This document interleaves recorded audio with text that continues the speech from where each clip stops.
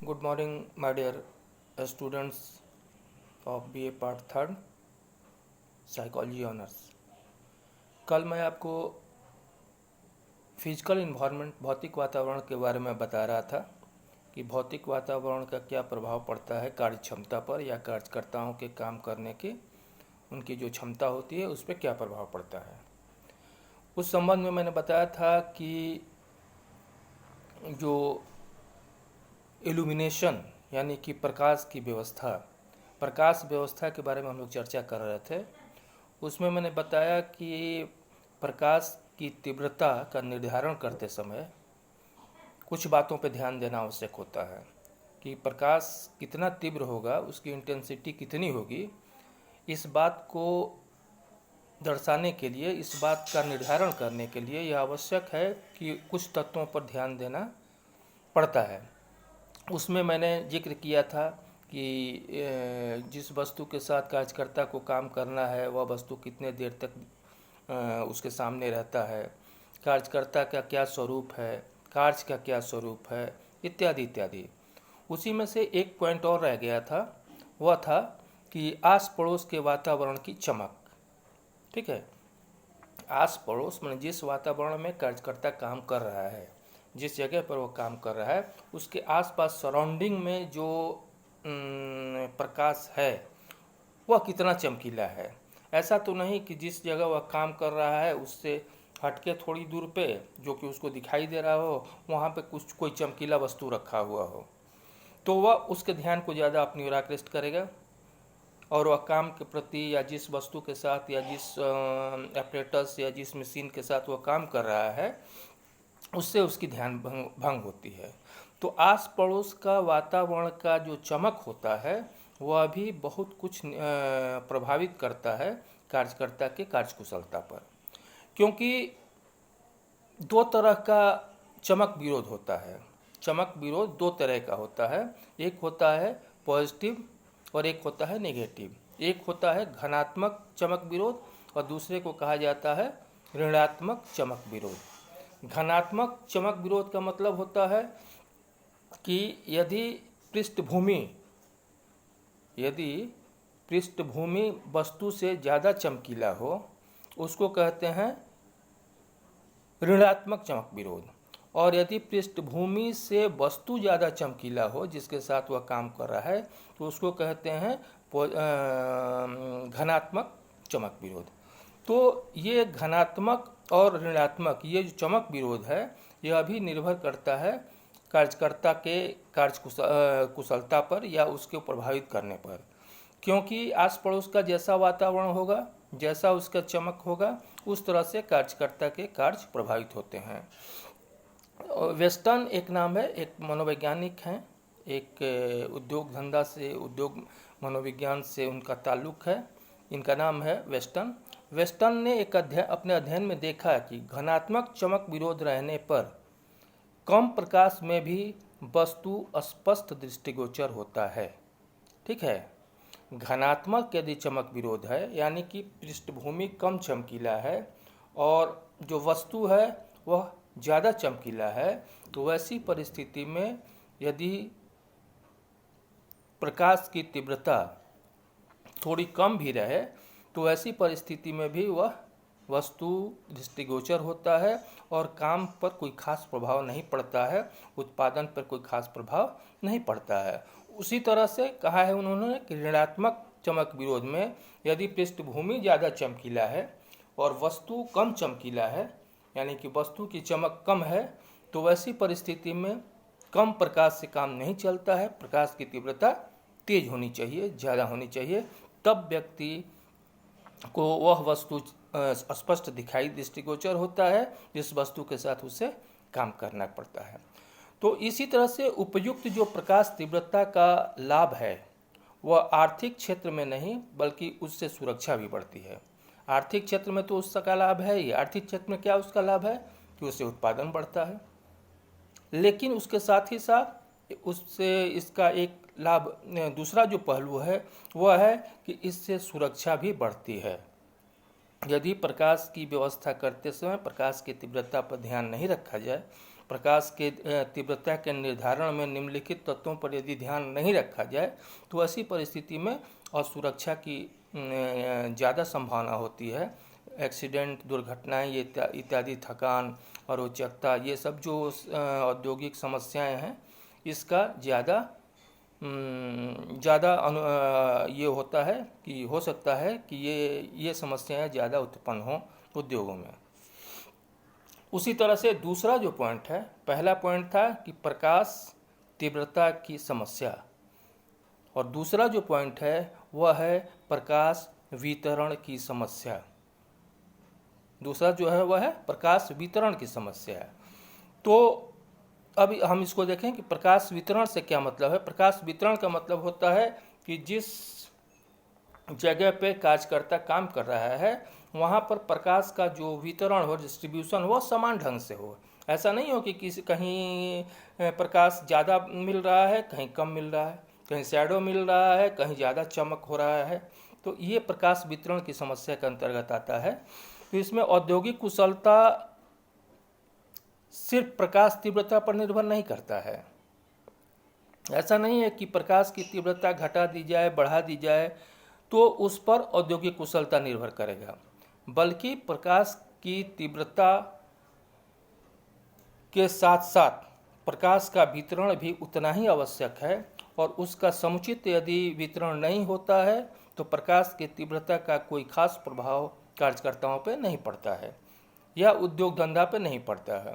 तो ये जो प्रकाश का वितरण है वह भी बहुत स्पष्ट होना चाहिए, बहुत ही समान होना चाहिए, समवितरित होना चाहिए। उसी तरह से इसके लिए घिसेली एंड ब्राउन, दो व्यक्ति हैं जिनका नाम है घिसेली एंड ब्राउन।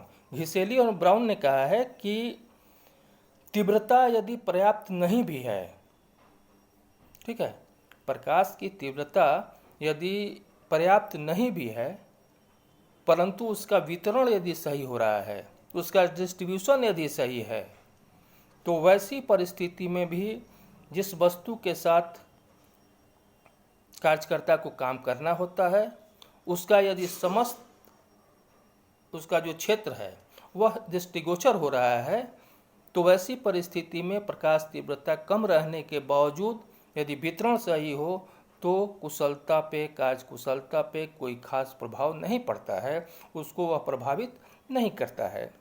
उसी तरह से प्रकाश का वितरण समुचित रूप से नहीं होने के कारण ऐसी चमक उत्पन्न होती है जिससे देखने में अवरोध, आँखों पर दबाव इत्यादि पड़ता है।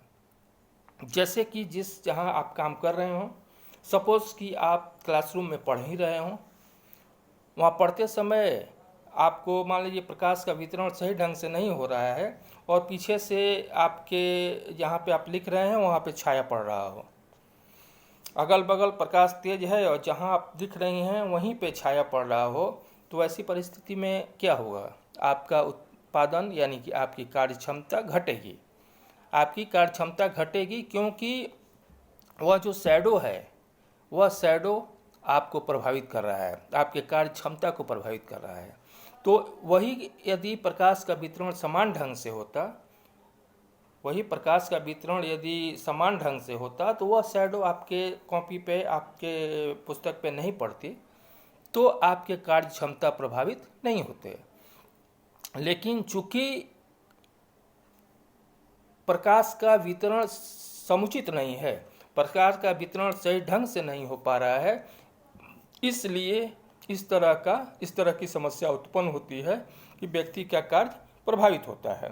इसके अलावा कुछ कार्यकर्ता ऐसे भी होते हैं जिनके लिए दृष्टि छाया तो हितकर होती है, जिनके लिए जो छाया पड़ती है वह हितकर भी होता है, लेकिन ज़्यादातर ऐसे कार्यकर्ता होते हैं जिनके लिए शैडो बहुत खतरनाक होता है। कभी कभी तो छाया के चलते, कभी कभी शैडो के चलते इतनी परेशानी होती है कि व्यक्ति दुर्घटनाग्रस्त हो जाता है।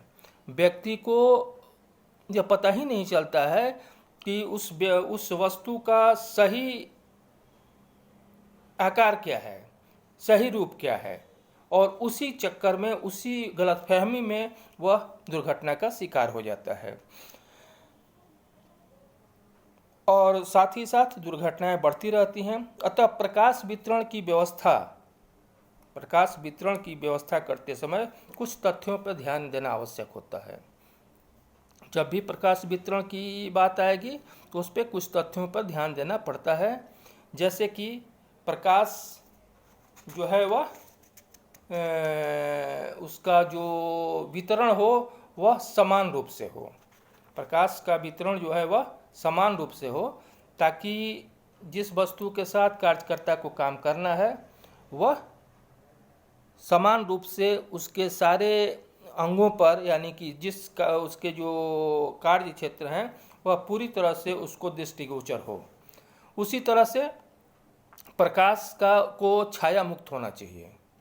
प्रकाश का वितरण करते समय इस बात पे ध्यान देना चाहिए, या ये इस बात पे ध्यान देना होगा कि प्रकाश जो है उसका जो वितरण है वह छाया मुक्त हो। ऐसा नहीं कि किसी जगह पे छाया पड़ रहा हो तो कोई जगह ज़्यादा चमकीला हो। तो ऐसी परिस्थिति में हम देखते हैं कि वह कार्यकर्ता के लिए हितकर नहीं होता है, वह उसको किसी न किसी तरह के प्रॉब्लम में डाल देता है। उसी तरह से प्रकाश का खुला नहीं होना चाहिए। प्रकाश का खुला नहीं होना चाहिए का मतलब कि प्रकाश जो है ऐसा नहीं है कि जो उद्योग धंधा है या जो फैक्ट्री है, जिस फैक्ट्री में वह काम कर रहा है उसमें जो प्रकाश की व्यवस्था ऊपर की गई है उस प्रकाश के अलावे कोई दूसरा प्रकाश नहीं आए, क्योंकि दूसरा प्रकाश जब उसे आएगा तो वह भी कहीं ना कहीं उसको प्रभावित करेगा, कहीं ना कहीं उसके ध्यान को भंग करेगा। अब जहाँ कहीं भी उद्योग में ध्यान भंग होता है, ज्यों ही ध्यान भंग की समस्या आती है त्यों ही दुर्घटनाएं घटती हैं।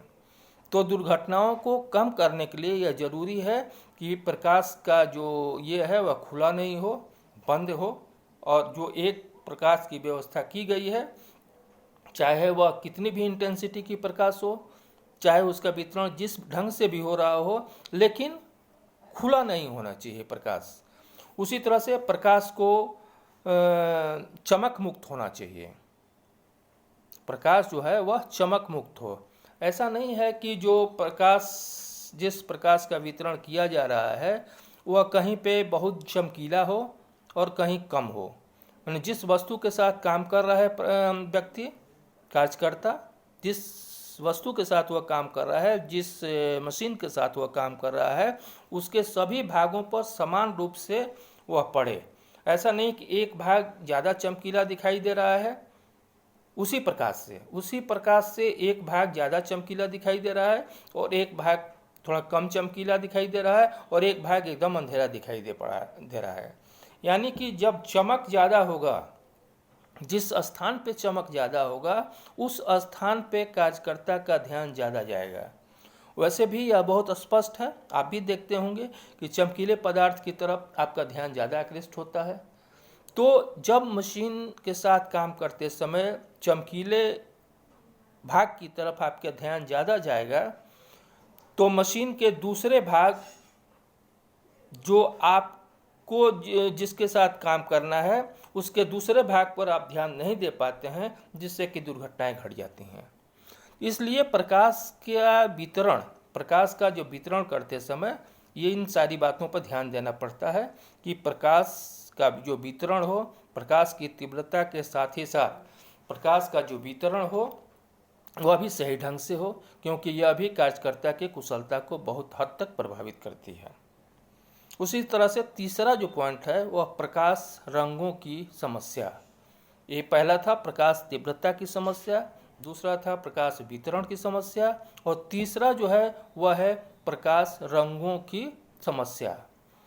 प्रकाश रंगों की समस्या का मतलब होता है कि जो उद्योग धंधा में जो प्रकाश की व्यवस्था की जाती है वह किस रंग का हो, कौन सा प्रकाश ज़्यादा प्रभावकारी हो, यानी कि किस प्रकाश के रंग में कार्यकर्ता ज़्यादा से ज़्यादा उत्पादन देता हो, किस प्रकाश के रंग में कार्यकर्ता को कम से कम शक्ति व्यय करके ज़्यादा से ज़्यादा उत्पादन देता हो। किस प्रकाश रंग में कार्यकर्ता काम करते समय बहुत ही प्रसन्नचित्त हो, बहुत ही वह संतुष्ट हो और किसी तरह का उसके ऊपर तनाव नहीं हो। कुछ प्रकाश रंग ऐसे होते हैं जो व्यक्ति को तनावग्रस्त कर देते हैं। कुछ रंगें ऐसी होती हैं जिसको देखने के बाद व्यक्ति पे चिड़चिड़ापन आता है, व्यक्ति उस रंग से मुक्ति चाहता है। यदि प्रकाश रंग की व्यवस्था करते समय हम इन सारी बातों पर ध्यान नहीं देंगे, उद्योगपति यदि इन सारी बातों पर ध्यान नहीं देंगे, तो निश्चित रूप से उस उद्योग में उत्पादन नहीं बढ़ाया जा सकता। कितना भी आप प्रयास कर लेंगे, उत्पादन ज़्यादा नहीं होगा। इसलिए प्रकाश रंगों में वैसे तो पीला रंग को लोगों ने ज़्यादा ये किया है, प्रेफर किया है कि पीला रंग जो है वह प्रकाश का ये उद्योग धंधा के लिए सर्वोत्तम रंग है। क्यों ऐसा हुआ? ऐसा इसलिए कि हम वैसे भी यह मानते हैं कि सूर्य का प्रकाश सर्वोत्तम प्रकाश रंग है। जो सूर्य का प्रकाश है वह समवितरित भी होता है, उसका वितरण भी समान ढंग से होता है। सूर्य की प्रकाश की तीव्रता भी समान ढंग से सबको मिलती है। ऐसा नहीं कि कहीं तीव्र प्रकाश होता है और कहीं कम इंटेंसिटी होती है, समान ढंग से होता है।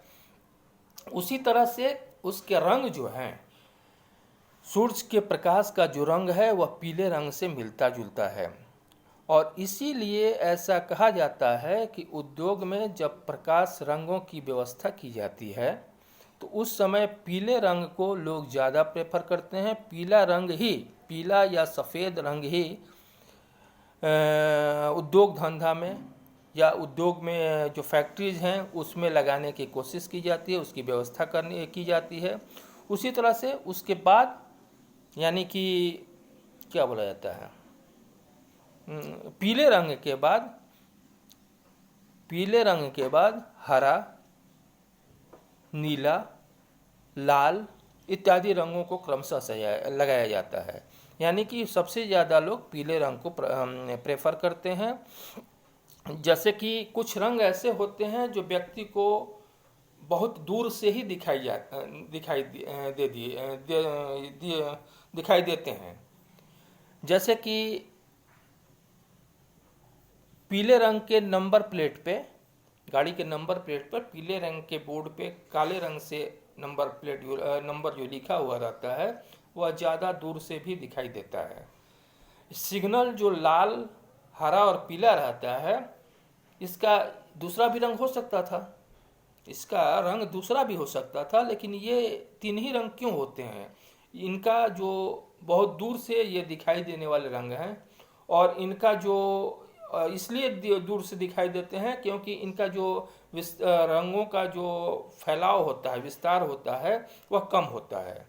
कुछ कम जगह में जब वह रंग रहेंगे वो उसका फैलाव कम होगा, वह ज़्यादा दूर तक फैलेंगे नहीं, तो निश्चित रूप से जब एक जगह रहेंगे तो वह ज़्यादा दूर से दिखाई देंगे। तो रंगों की समस्या भी एक अपने आप में बहुत ही गंभीर समस्या है उद्योग धंधा में।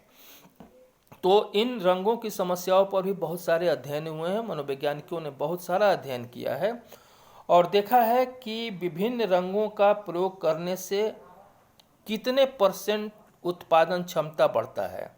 जैसे पीला रंग में लोगों ने देखा है कि 100%, पीले रंग में 100% उत्पादन होता है। जितना उत्पादन होना चाहिए उसमें रंग के कारण कोई व्यवधान नहीं होता है। यदि पीला रंग हो तो वहाँ पर 100%, उसी तरह से सफ़ेद रंग में 93%, उसी तरह से हरा रंग में 92%, नीले रंग में 78%, लाल रंग में 76% और नारंगी अंबर रंग में 76% और अन्य रंगों में उससे कम उत्पादन क्षमता रहती है। तो उत्पादन दर को बढ़ाने में ये रंग जो हैं जो रंग की व्यवस्था की जाती है, जिस रंग के लाइट की व्यवस्था की जाती है, क्योंकि सूर्य का जो प्रकाश है वह हर समय हर जगह समान रूप से तो मिलता नहीं है, इसलिए कृत्रिम प्रकाश की व्यवस्था करनी पड़ती है। परंतु उपर्युक्त जो कुछ भी हम देखें, यानी कि प्रकाश वितरण की समस्या, प्रकाश तीव्रता की समस्या और प्रकाश रंगों की समस्या, ये सारी समस्याएं तब तक यह समस्या ही रहेगी जब तक कि कार्यकर्ता की मनोवृत्ति काम के अनुकूल नहीं हो। प्रकाश की तीव्रता, प्रकाश का वितरण और प्रकाश का रंग, ये यदि कार्यकर्ता के मनोनुकूल भी हो, कार्यकर्ता को वह सूट करता हो ये तीनों चीज़ें, परंतु यदि कार्य के प्रति कार्यकर्ता की मनोवृत्ति, उसकी जो सोच है, उसकी जो इच्छा है, उसके प्रति वह यदि अनुकूल नहीं है, तो इन सारे प्रयासों का कोई फल नहीं मिलता है, कोई भी उसका पॉजिटिव रिजल्ट नहीं मिलता है। इसलिए सबके बाद हम इस निष्कर्ष पर पहुंचते हैं, यह कहते हैं कि प्रकाश की तीव्रता और प्रकाश का रंग और प्रकाश का वितरण तभी कारगर सिद्ध होता है जबकि कार्यकर्ता की मनोवृत्ति भी काम के अनुकूल हो। ठीक है, दैट्स ऑल। अब ये अगले दिन जो हम लोग पढ़ेंगे उसमें हम देखेंगे कि फिजिकल इन्वायरमेंट के अंतर्गत ये टेम्परेचर का क्या प्रभाव है, तापमान का क्या प्रभाव है कार्यकुशलता पर, क्या तापमान भी कार्यकुशलता को प्रभावित करता है या नहीं है, इसकी चर्चा हम लोग अगले क्लास में करेंगे। Thank you, that's all.